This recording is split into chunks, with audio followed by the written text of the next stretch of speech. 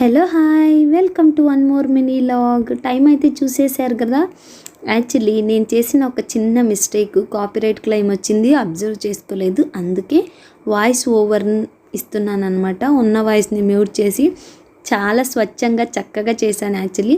But నేను అక్కడ కృష్ణాష్టమి కదా, సో టీవీలో సాంగ్స్ పెట్టినది మర్చిపోయాను అనమాట.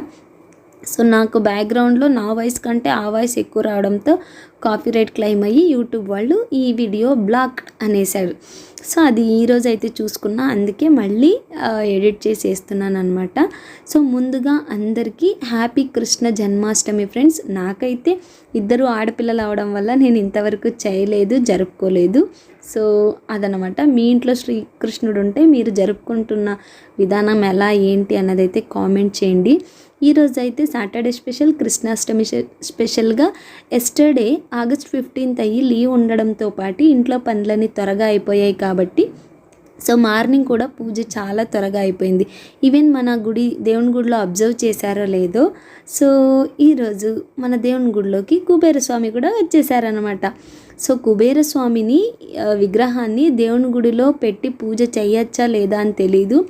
చాలా రోజులుగా బీరువాలో ఉండి పూజ చేసేదాన్ని. సో ఒక్కొక్కసారి మర్చిపోతూ ఉంటాను, అందుకోసం ఇక్కడే పెట్టుకుంటున్నాను.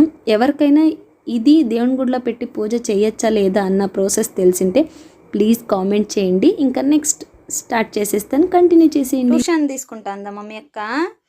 చెప్పు, రాంగ్ చెప్తుంటే తిడుతుందా? ఏడుస్తుండు పాపం. బాగా నేర్చుకో, స్ట్రాంగ్గా ఏడ్చకుండా, ఓకేనా? ఆమె కొట్టకుండా నువ్వు చదువు మరి బాగా, ఓకేనా?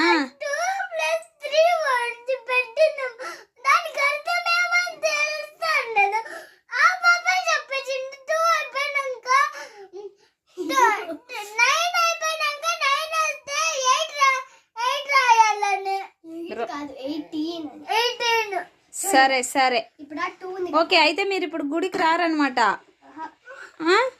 నిజంగా రారు? నేను వెళ్తా. ఇదిగో మన చెట్లో వదిలేసిన పువ్వుని తీసుకొని నేను సామి గుడికి వెళ్తా. బాయ్ పువ్వి. సరే మీరు చదువుకోండి.